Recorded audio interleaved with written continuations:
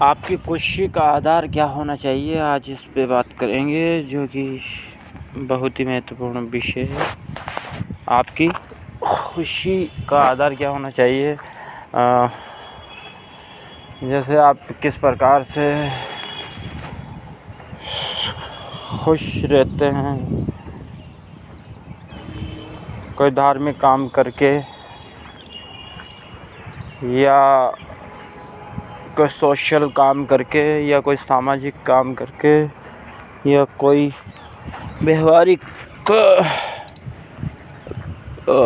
व्यवहारिक रूप से योजना बनाने या किसी भी चीज़ से, या मतलब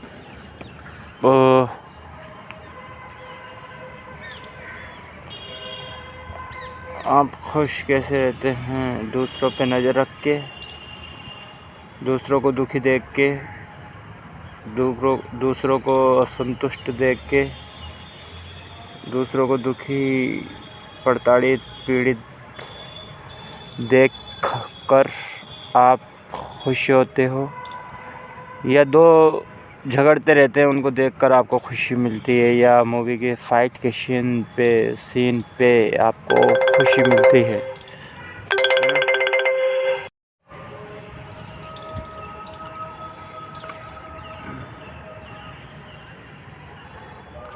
आप कैसे खुश रहते हो? कट्टरता फैला के, या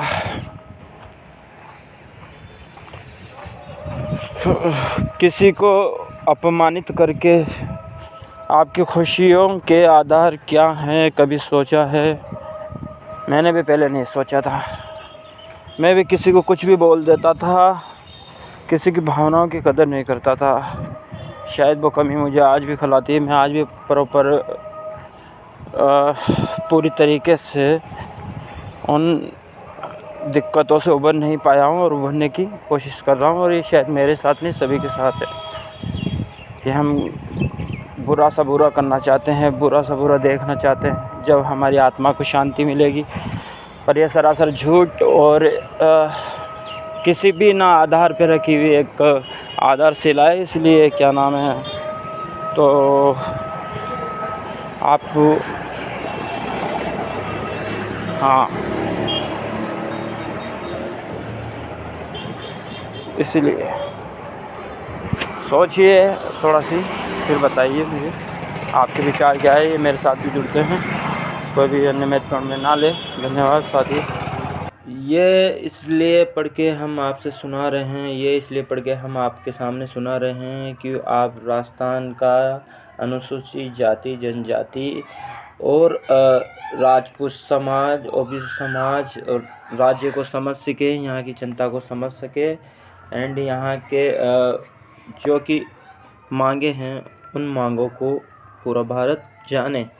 इसके लिए हम आपके सामने, राज्य सरकार ने मांगों को नहीं माना तो सीएम हाउस के बाहर होगा महापड़ाव। जयपुर शहर के विद्याधर नगर स्टेडियम में रविवार को आयोजित केसरिया महापंचायत में ईडब्ल्यूएस आरक्षण 10% से बढ़ाकर 14% करने की मांग की गई। साथ ही किसी महापुरुष के नाम पर क्षेत्रीय बोर्ड के गठन की मांग राज्य सरकार से की गई। श्री राष्ट्रीय राजपूत कन्या सेना की ओर से आयोजित इस महापंचायत में अध्यक्ष सुखदेव सिंह गोगामेंडी ने कहा है कि जल्द ही 12 सूची मांगों को लेकर प्रतिनिधिमंडल मुख्यमंत्री से मिलेगा। मांगों पर सुनवाई नहीं की तो महापंचायत का अगला पड़ाव मुख्यमंत्री आवास के बाहर होगा। कार्यक्रम के दौरान हेलीकॉप्टर से पुष्प वर्षा की गई।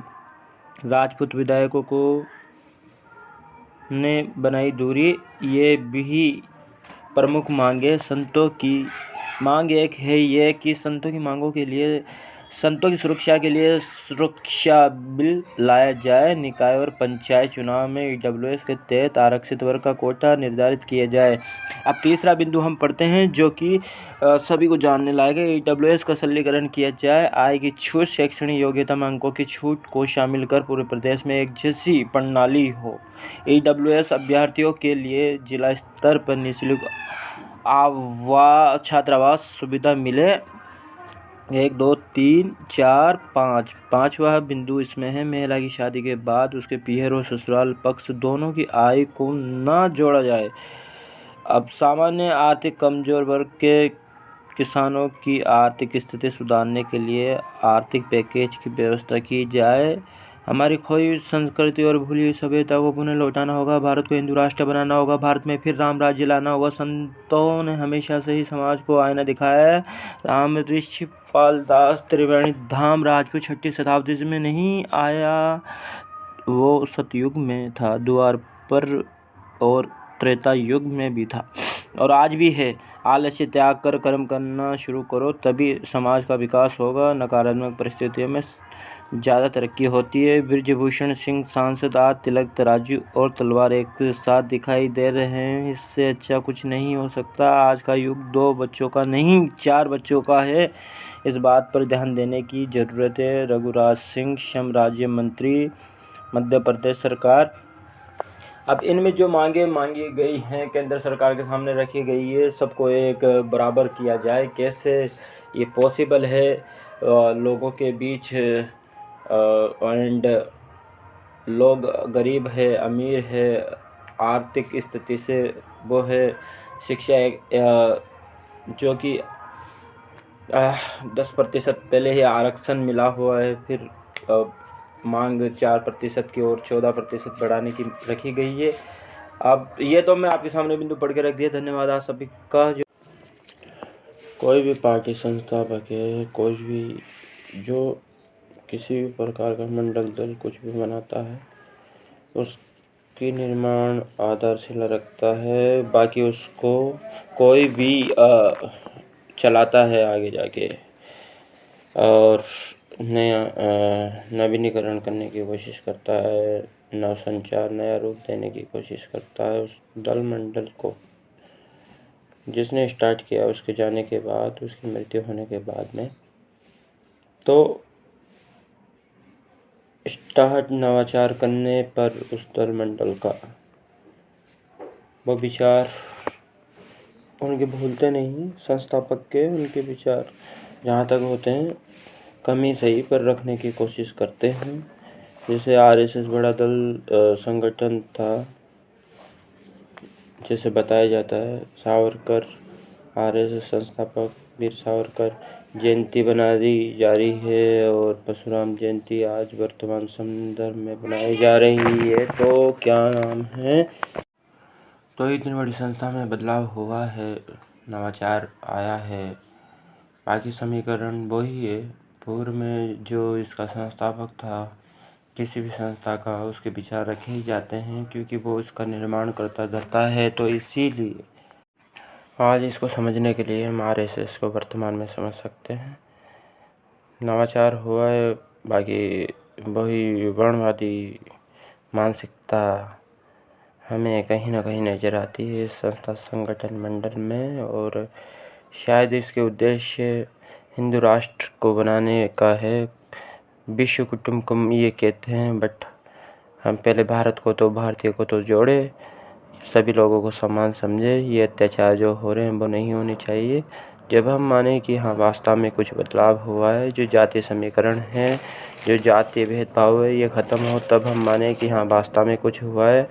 दूसरा, आज का जो प्रश्न था, हम बोलते कड़े हैं, बुरा शब्द बोलते बहुत, मतलब मैं बोलता ऐसा कड़ा, आपको लगता है कि मैं कड़ा बोलता हूँ, बट मेरे अंदर के जज्बात, मेरे भाव, मेरी, आप वो भी समझे। सभी से प्यार है मेरा, सभी से लगाव है, किसी से कोई बैर नहीं। कहने के शब्द पढ़े लिखे समझे हुए और जो कि वास्तव में कुछ चेंजिंग होनी चाहिए, उनके लिए कहना भी चाहिए। अंतरात्मा की निकली आवाज़ है, प्यार भरी आवाज़ है, मीठी रसीली, जो कि किसी को भी दर्द ना पहुंचाने वाली आवाज़ है। अगर कोई इसको फिर भी उल्टा लेता है तो शायद क्या ही कहे। दूसरा, आज का जो प्रश्न था वो ये था कि भारत रत्न मृत्यु प्रांत देना, तो वो उनके साथ कहाँ की नाइंसाफ़ी है, कहाँ क्या इंसाफ है और क्या उचितता है। आपने जीते जी उनका कैसे क्यों नहीं दिया, क्यों नहीं दे रहे हो, क्यों नहीं समझ पाते हो कि वो भारत, ये भारत रत्न के लिए थे, इनका जीते जी सम्मान होना चाहिए था। वो गलती हम बार बार आज भी दोहरा रहे हैं। लगभग मृत्यु उपरांत हम प्रतिभाशाली महान व्यक्तियों को भारत रत्न की श्रेणी में रख के उन्हें देते हैं बाद में। तो शायद ये गौरव का विषय उनके जीते जी उनके लिए भी होना चाहिए था। उनको भी एहसास होता, उनको भी पता चलता कि सरकार, देश और लोगों ने हमारे लिए भारत रत्न दिया है। तो इस पे क्या राय है, आप सोच के हमें बताइएगा। धन्यवाद सभी का। और किसी प्रकार से इनको नेगेटिव में ना ले। जो भी जज्बा, जो भी शब्द, जो भी बातें हैं, ये सभी हम सभी पे लागू होती है, मुझ पे भी लागू होती है। सिर्फ बात है बदलाव की, आप उसमें साथ हो, हम साथ हैं, आगे बढ़ेंगे। आपका क्या मानना है? आप कहें कि बदलाव होना चाहिए कि नहीं होना चाहिए। जय हिंद, जय भीम, जय भारत, जय रिसर्च, जय नवाचार, जय विज्ञान, जय किसान, जय किसान, जय किसान, जय नागरिक, जय जनता, जय जवान, जय अनुभव सभी वर्ग, जय माँ शक्ति, जय नारी शक्ति। सभी का दिल से धन्यवाद। Bye bye. आपका प्यार मिलता रहेगा तो फिर मिलेंगे। जैसा कि मैं रात को बता रहा था कि अनस्टडी में जो कि वो ट्रिक लाते हैं जो सक्सेसफुल होती भी है और नहीं भी होती है, और अलग से जो क्वेश्चन उनको याद आते जाते हैं, जो जोड़ते जाते हैं, वो अच्छा भी है, सबके लिए बेहतर है और शायद सबको ज़्यादा सीखने को मिलता है। बट उनकी जो ट्रिक है या कहीं ना कहीं कोई ना कोई सवाल है जो कि उलझा ही देता है और उसे फिर दोबारा वीडियो को देखने या रिवाइज करके देखने पे मजबूर होना ही पड़ता है। ऐसे विज्ञापन समस्या ट्रिक नई जो लाते हैं,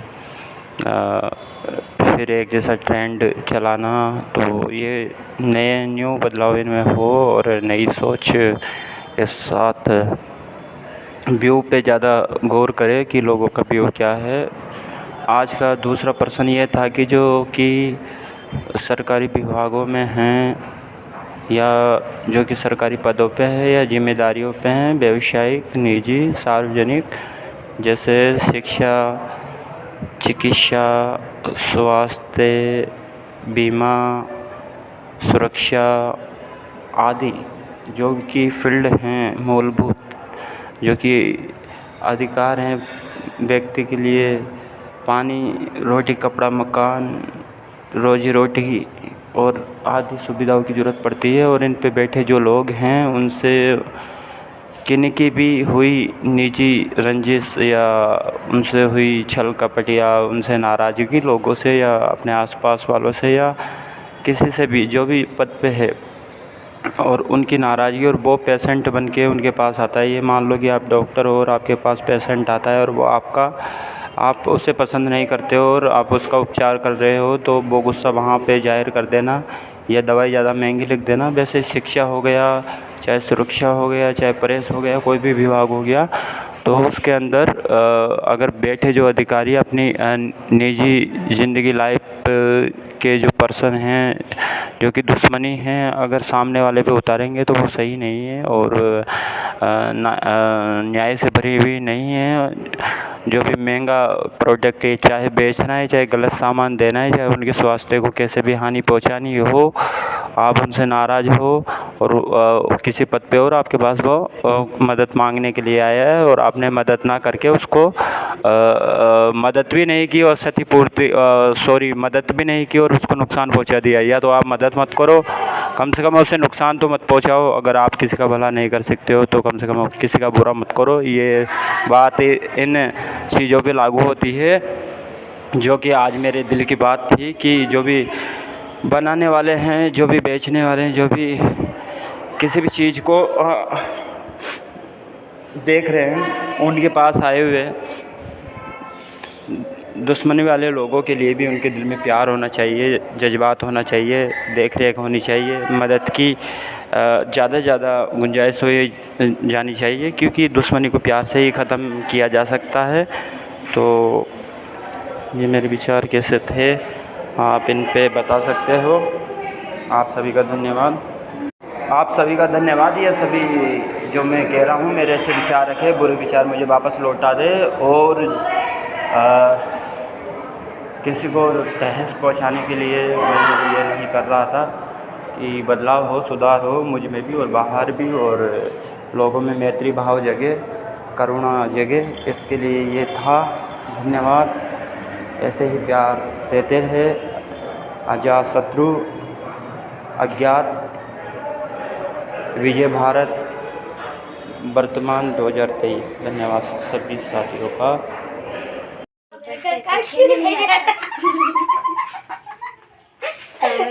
क्या नहीं आ रहा, हमें क्या नहीं आ रहा, हमारी क्या गलती है?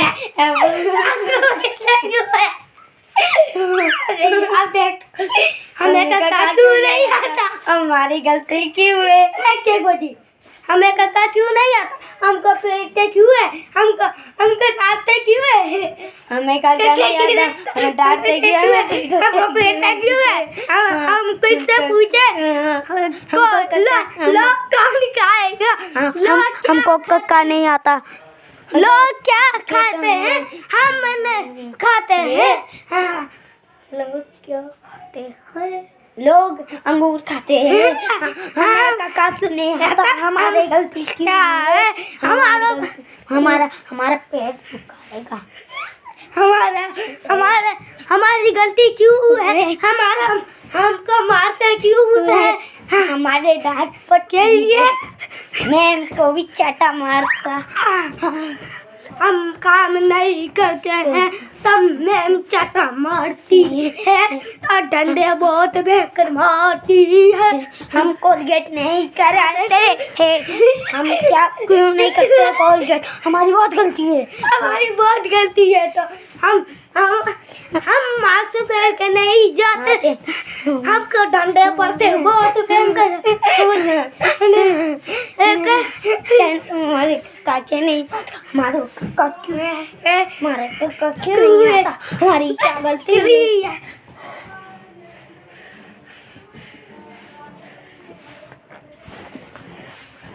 हो गया क्या? Ready song. शिक्षा एक पेड़ है और मान सकते हैं कोई पत्ते पकड़ता है, कोई डायरिया, कोई टहनिया, किसी को पता नहीं, सड़ जाता है। शिक्षा आगे फल प्राप्त करता है, उसको भी पता क्या करना। पत्ते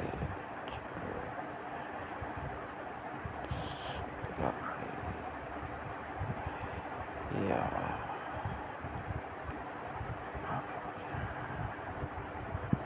दूसरी बात कर्तव्य और जिम्मेदारी। कर्तव्य पढ़ना हो गया और जिम्मेदारी काम करना, जैसे खुद की ही जरूरत पूरी करने के लिए काम करना। सब बातें मेरे पे भी लागू होती है। जो शब्द मैं बोलता हूँ, मीडिया में ऑनलाइन वायरल करता हूँ, जो सभी बातें, सभी शब्द, सभी कहावतें, सभी शब्दकोश मेरे इर्द घटनाओं, चर्चाओं का मैं भी शोषित भोगी हूँ, मुझ पर भी लागू होती है। इसलिए कोई इन चीज़ों को अपने ऊपर हावी ना होने दें, ना बुरा माने। ये आपको जैसे फील होगा वैसे ही मुझे भी महसूस हो रहा है और वो मुझे भी लागू है।